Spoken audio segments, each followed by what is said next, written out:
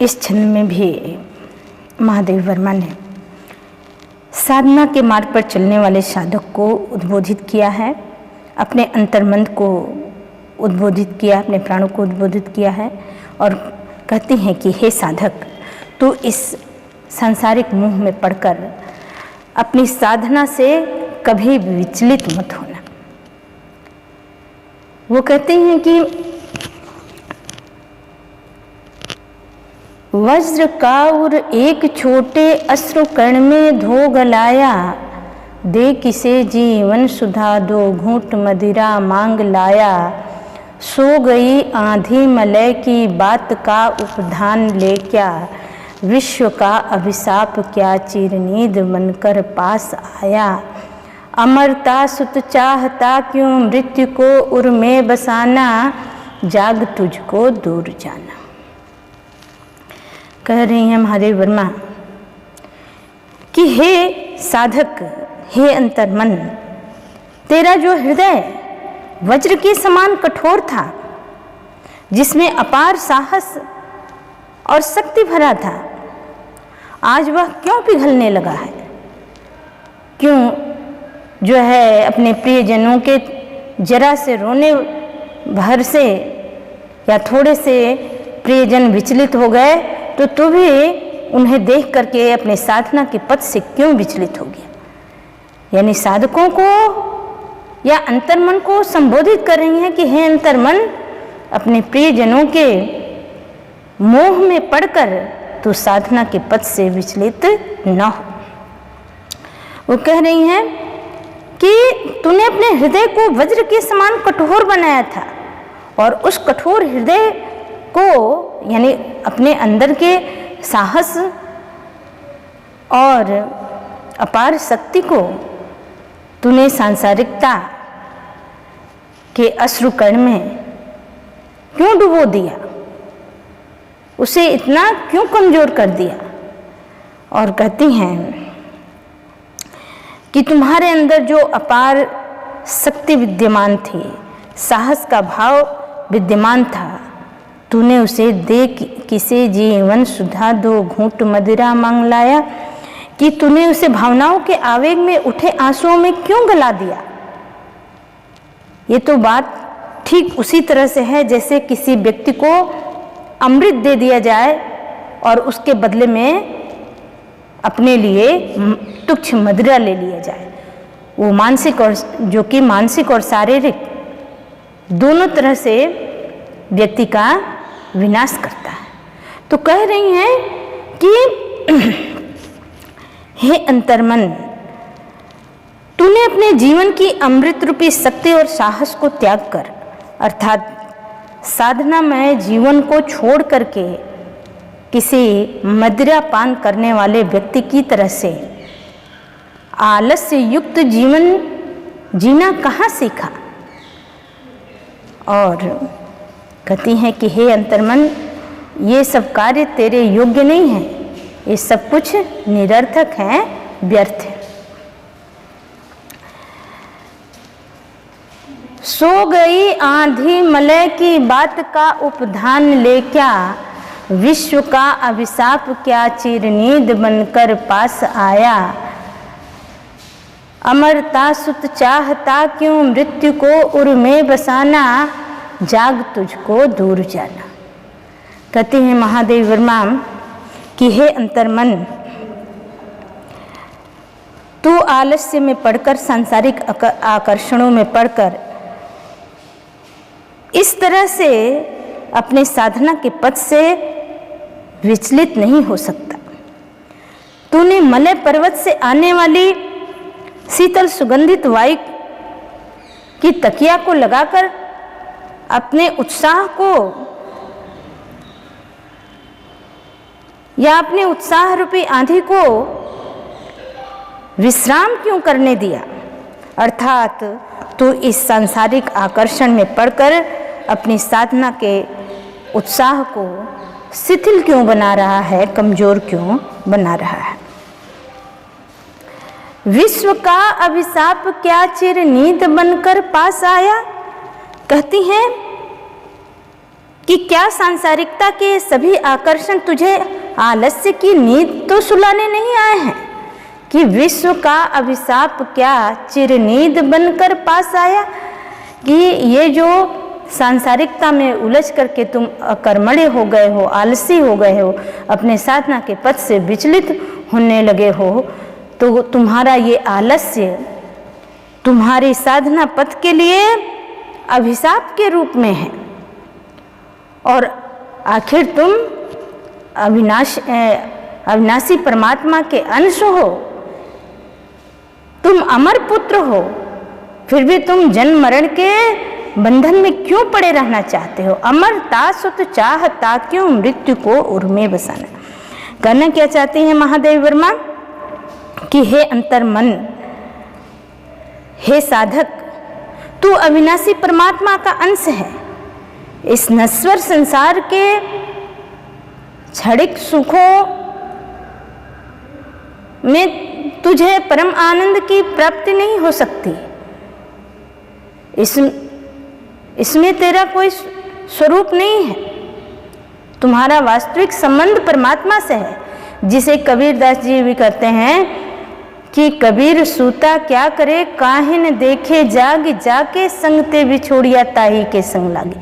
वही भाव यहाँ भी है। वो कहती हैं कि विश्व का अभिशाप क्या चिरनींद बनकर पास आया, अमरता सुत चाहता क्यों मृत्यु को उर में बसाना। कि तुम अमर पुत्र हो, तुम परमात्मा के ही अंश हो।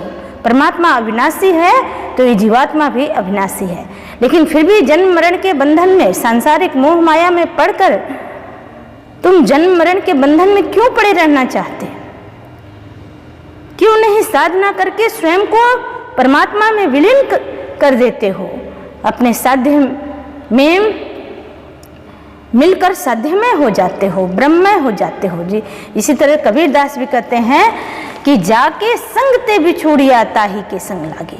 और कबीर सुता क्या करे काहे न देखी जागे। वही बात कर रही हैं कि अमरता सुत चाहता क्यों मृत्यु को उर में बसाना। तुम अमर पुत्र हो, परमात्मा के ही अंश हो, इसलिए तुम साधना करके स्वयं को उसी परमात्मा में लीन कर लो। जन्म मरण के बंधन में क्यों पड़े रहना चाहते हो? हे अंतर्मन, जाग तुझको दूर जाना। हे अंतर्मन, तुम जागृत हो जाओ, क्योंकि तुम्हें साधना के मार्ग पर जाना है। साधना का मार्ग अत्यंत ही कठिनाइयों भरा है।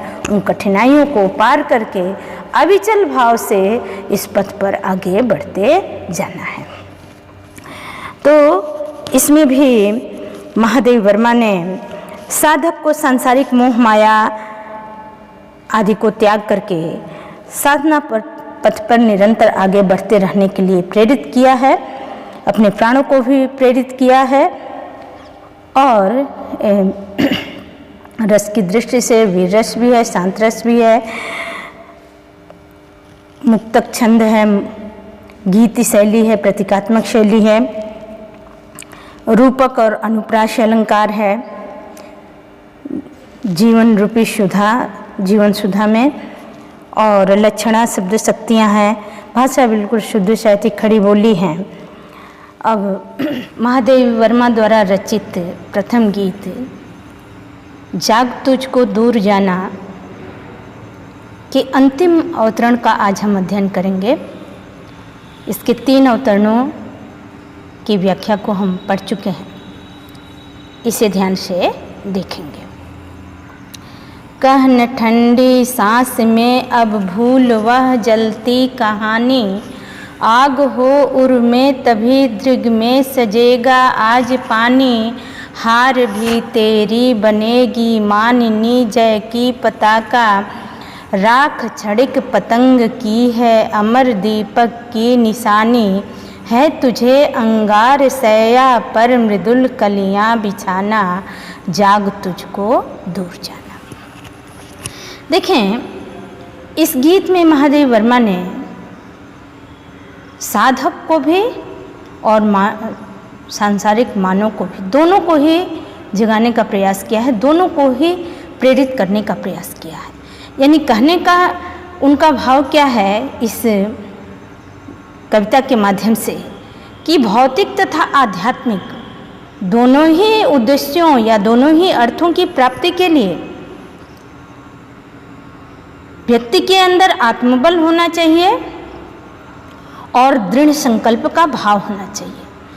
तभी वह इस भौतिक जगत के सुखों को भी प्राप्त कर सकता है या भौतिक जगत में भी सफल हो सकता है और आध्यात्मिक जगत में भी सफल हो सकता है। कब? जब उसके अंदर दृढ़ संकल्प का भाव हो और आत्मबल उसके अंदर हो। तो उसमें कहना चाहते हैं कि किसी तरह के उद्देश्य की प्राप्ति के लिए, लक्ष्य की प्राप्ति के लिए हमारे मार्ग में अनेक तरह की कठिनाइयाँ आती हैं और जब हम उन कठिनाइयों से बिना विचलित हुए उस मार्ग पर निरंतर बढ़ते जाते हैं तभी हमें सफलता मिलती है। और यदि सफलता न भी मिले, यानी अपने लक्ष्य को प्राप्त करने में हम स्वयं को उत्सर्ग भी कर दें और उत्सर्ग करने के बाद भी यदि सफलता नहीं मिलती है तो हमारी वो असफलता भी विजय से कम नहीं है, सफलता से कम नहीं है। कहने का उनका आशय यही है कि मनुष्य को निष्काम भाव से अपने लक्ष्य पर अविचल भाव से चलते रहना चाहिए, अपने काम को करते रहना चाहिए और यदि उसमें सफलता मिले या असफलता मिले उसकी चिंता नहीं करनी चाहिए। और इस मार्ग में मिलने वाली कठिनाइयों का रोना रोने से कोई फायदा नहीं है। यानी इसलिए कह रही हैं कि कह न ठंडी सांस में अब भूल वह जलती कहानी, आग हो उर में तभी दृग में सजेगा आज पानी। मानव को और साधक को प्रेरित करते हुए कहती हैं कि हे मानव, साधना पथ पर निरंतर दृढ़ संकल्प के साथ बढ़ते जाओ। यानी जब मनुष्य अपने उद्देश्य की साधना में लगता है तो उसके सामने अकर्मण्यता और आलस्य उसके शत्रु बनकर के खड़े हो जाते हैं। जीवन में अनेक प्रकार की विषम परिस्थितियाँ आती हैं, अर्थात परिस्थितियों का दारुण दुख भी मानव को सहना पड़ता है, लेकिन हमें उन सारी कठिन परिस्थितियों को भुलाकर निरंतर अपने लक्ष्य की प्राप्ति में साधनारत रहना चाहिए, लगे रहना चाहिए कि उन परिस्थितियों से विचलित नहीं होना चाहिए, बल्कि उन परिस्थितियों का सामना करते हुए निरंतर अपने पथ पर आगे बढ़ते रहना चाहिए। कि आगे हो इसलिए करें कि साधना के पथ पर मिलने वाली कठिनाइयों को बार बार दोहराने से कोई कहने ठंडी सांस, यानी उन दुखों की ठंडी आहें भरने से कोई फायदा नहीं, कोई लाभ नहीं। और इसलिए वो कहती हैं कि आग हो उर में तभी दृग में सजेगा आज पानी। कि जब तक हमारे हृदय में, उर यानी हृदय, जब तक हमारे हृदय में अपने लक्ष्य को प्राप्त करने की तीव्र उत्कंठा नहीं होगी, तीव्र जिज्ञासा नहीं होगी, ये उत्कंठा और जिज्ञासा रूपी आग जब तक हमारे हृदय में नहीं लगेगी तब तक हमारे आँखों से निकलने वाले आंसुओं का भी कोई मोल नहीं होगा। आग हो उर में तभी दृग में सजेगा आज पानी। यानी दृग यानी नेत्र, आँख, और आँखों में पानी यानी आंसू। कहने का भाव क्या है कि जैसे मान लीजिए हमारे सामने कोई कठिन परिस्थिति आ रही है और उस परिस्थिति का सामना किए बिना कि कैसे हम इसका समाधान निकालें, बिना उसका सामना किए बस हम रोते जाएं तो कोई भी हमारा साथ देने वाला नहीं होगा, हमारे आंसू कोई मोल नहीं होगा। यानी हम परिस्थितियों पर विजय पाने के लिए कुछ नहीं कर रहे हैं, बिल्कुल आलसी बने बैठे हुए हैं और ये कह रहे हैं कि हमारे सामने ये कष्ट है, ये कष्ट है, ये कष्ट है। अगर हम किसी से बताएंगे भी तो दूसरा क्या कहेगा कि आपने कभी प्रयास किया उन कष्टों से मुक्ति पाने के लिए। और यदि हम कठिन परिश्रम कर रहे हैं और उसके बावजूद जो है हमें सफलता नहीं मिल रही है या कठिन परिश्रम मैंने कहीं से हमने अपने कर्म को नहीं छोड़ा, अपने कर्तव्य को नहीं छोड़ा और तब कठिनाई आती है, तब हमारे आंसुओं का मोल भी होता है। यही कहना चाहती हैं महादेवी वर्मा की साधना के क्षेत्र में भी कि जब तक हम हमारे अंदर अपने लक्ष्य को, अपने साध्य को पाने की तीव्र उत्कंठा, तीव्र जिज्ञासा नहीं होगी, तब तक हमारे आंखों से निकलने वाले आंसू का कोई मोल नहीं होगा। और तब तक हम दुख को लेकर के ठंडी आहें भरते रहें कि हमें ये कठिनाई है, ये कष्ट है, तो उस कठिनाइयों को बार बार दोहराने से या इन कष्टों को बार बार कहने से कोई लाभ नहीं है। हार भी तेरी बनेगी माननी जय की पताका, राख छड़िक पतंग की है अमर दीपक की निशानी।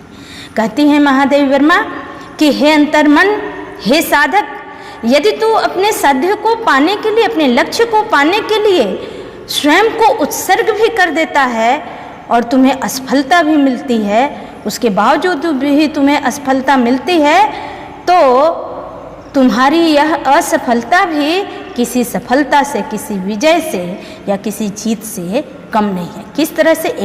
एक दृष्टांत, एक उदाहरण प्रस्तुत करती हैं कि जिस तरह से राख छड़िक पतंग की है अमर दीपक की निशानी, कि जैसे पतंगे को, यानी आपने देखा होगा कि जो कीट होते हैं उनको लाइट पर, प्रकाश, जो रात्रि में दीपक जल रहा हो या कोई भी लाइट जल रही है, उससे बहुत लगाव होता है।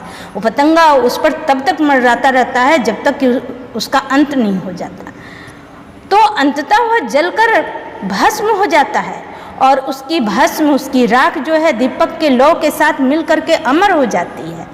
कि राख छड़िक पतंग की है अमर दीपक की निशानी, कि जिस तरह से पतंगा जो है अपने उद्देश्य की प्राप्ति के लिए जल करके भस्म हो जाता है और उसकी राख भी, उसकी भस्म भी दीपक की लौ के साथ मिल करके अमर हो जाती है, ठीक उसी तरह से एक साधक भी या एक साधक को भी अपने उद्देश्य की प्राप्ति के लिए मिट जाना पड़ता है। कि जब तक वह स्वयं को नहीं मिटाएगा तब तक अपने साध्य को प्राप्त नहीं कर पाएगा, तब तक वह लक्ष्य को प्राप्त नहीं कर पाएगा। यहाँ पर देखिए कबीरदास ने भी इसी तरह की बातें कही हैं कि जब साधक स्वयं को मिटा देता, अपने अस्तित्व को मिटा देता है, कि बूंद समानी हेरत हेरत हे सखी रहया कबीर हेराय, और बूंद समानी समझ में शोकत हेरी जाए, कि जब साधक बिल्कुल अपने अंदर के अहम भाव को मिटा देता है, अपने अस्तित्व बोध को मिटा देता है, तभी उसे परमात्मा का बोध हो पाता है, वो आत्म साक्षात्कार कर पाता है, परमात्मा की भक्ति और ज्ञान को प्राप्त कर पाता है। कि जैसे बूंद समुद्र में मिल करके समुद्र में हो जाती है, अपने बुद्धत्व को खो देती है, उसी तरह से जब साधक अपने साध्य को पाने में इतनी कठिन साधना करता है कि स्वयं को जब खो देता है, तभी वह अपने साध्य को प्राप्त कर पाता है। और आगे कहती हैं, है तुझे अंगार सया पर मृदुल कलियां बिछाना, जाग तुझको दूर जाना। हे अंतर्मन, कहती हैं कि तुझे अपने सब तपस्या से इस संसार रूपी अंगारे के सैया पर, संसार को अंगार का सैया क्यों कहा? क्योंकि यह संसार कष्टमय है, अनेक प्रकार के कष्ट हैं, साधना के मार्ग में भी अनेक कष्ट हैं, जिसमें काम, क्रोध, मद, मोह, ये तमाम सांसारिक कष्ट साधक को विचलित करने में लगे रहते हैं। तो इसीलिए कहा कि है तुझे अंगार सैया पर मृदुल कलियां बिछाना, कि हे साधक, इस संसार रूपी अंगार के सैया पर या इस कष्ट में संसार में ही तुझे अपने साधना के बल पर परमात्मा की साधना रूपी कोमल कलियों को बिछाना है, यानी आनंदमय परिस्थितियों का निर्माण करना है। इसलिए हे साधक, जाग तुझको दूर जाना, तुम जाग जाओ, तुम जागृत हो जाओ, चैतन्य हो जाओ, क्योंकि तुम साधना पथ के पथिक हो और इस पथ पर तुझे बहुत आगे जाना है, बहुत दूर जाना है। तो इस तरह से इस पद्यांश के माध्यम से महादेव वर्मा ने भौतिक और आध्यात्मिक दोनों अर्थों के उद्देश्यों की प्राप्ति के लिए मानव के अंदर आत्मबल को जगाने के लिए प्रेरित किया है और मानव को जगाने का प्रयास किया है। रस की दृष्टि से शांत रस है, भाषा बिल्कुल शुद्ध साहित्यिक खड़ी बोली है, गीतात्मक शैली है, प्रतीकात्मक शैली है, मुक्त छंद है, माधुर्य गुण है, लक्षणा शब्द शक्तियाँ हैं। अब इससे संबंधित अनेक प्रश्न बन सकते हैं, जैसे कि एक प्रश्न कि लक्ष्य या परमात्मा को प्राप्त करने का क्या साधन है। तो लक्ष्य या परमात्मा को पाने का जो साधन है कि जब मनुष्य के अंदर तीव्र उत्कंठा होनी चाहिए अपने लक्ष्य को, अपने साध्य को प्राप्त करने के लिए, और जब तीव्र उत्कंठा होती है तभी तीव्र उत्कंठा और दृढ़ संकल्प भाव, तभी व्यक्ति अपने लक्ष्य को प्राप्त कर पाता है। दूसरा प्रश्न कि महादेव वर्मा ने पतंगे का उदाहरण क्यों दिया है। पतंगे का उदाहरण इसलिए दिया है कि पतंगा अपने लक्ष्य को पाने के लिए अथक प्रयास करता है, अंततः स्वयं को उत्सर्ग कर देता है और इस तरह से स्वयं को मिटाकर ही हम अपने साध्य को प्राप्त कर सकते हैं। इसीलिए महादेव वर्मा ने पतंगे को का उदाहरण दिया है और मनुष्य को इससे सीखने के लिए जो है प्रेरित किया है। दूसरी चीज कि एक प्रश्न बन सकता है कि इस प्रस्तुत पद्यांश की भाषा शैली पर प्रकाश डालें। तो भाषा इसकी शुद्ध साहित्यिक खड़ी बोली है, तत्सम प्रधान हिंदी है, अत्यंत सहज और सरल है, प्रभावशाली है और लयात्मकता है, भाषा में लयात्मकता का गुण विद्यमान है और भावों को अभिव्यक्त करने में पूर्णतः सक्षम है।